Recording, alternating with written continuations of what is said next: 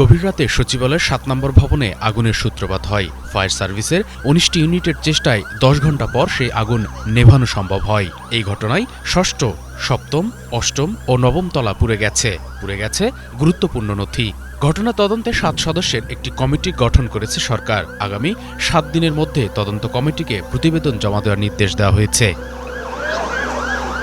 প্রাথমিকভাবে এই ঘটনার কারণ বা ক্ষয়ক্ষতির পরিমাণ আনুষ্ঠানিকভাবে জানা যায়নি। তবে আগুন লাগার কারণ নিয়ে চলছে ধোঁয়াশা। সোশ্যাল মিডিয়াতেও চলছে নানা গুঞ্জন। অনেকেই বলছেন আগুন পরিকল্পিতভাবে লাগানো হয়েছে।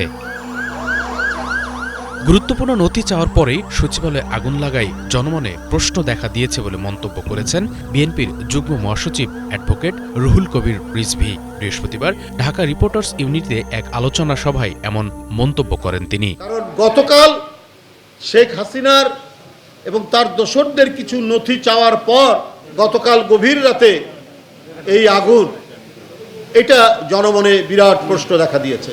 বৃহস্পতিবার দুপুরে জাতীয় নাগরিক কমিটির মুখ্য সংগঠক সার্জিস আলম তার ভেরিফাইড ফেসবুক আইডিতে এক পোস্টে বলেন, সচিবালয়ে ঘাপটি মেরে থাকা হাসিনার দালালেরা বিভিন্ন অপকর্মের ফাইলগুলো আগুনে পুড়িয়ে দিয়েছে। আমলাতন্ত্র ও প্রশাসনের যেসব চাটার দল এখনও ঘাপটি মেরে লুকিয়ে আছে তাদের শেকড় থেকে উপড়ে ফেলতে হবে। প্রশাসনের প্রাণকেন্দ্র সচিবালয়ের ভয়াবহ অগ্নিকাণ্ড পরিকল্পিত বলে মনে করছেন অগ্নি নির্বাপনে অংশ নেওয়া নৌবাহিনীর একজন কর্মকর্তা। নৌবাহিনীর senior chief petty officer Mohammad Aminul Islam বলেছেন, শর্ট সার্কিট থেকে নয়, এটা পরিকল্পিতভাবে হয়তো আগুন লাগিয়ে দিয়েছে।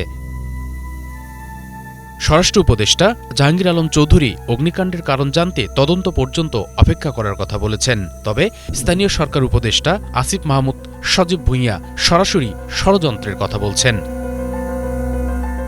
Banglavision news desk.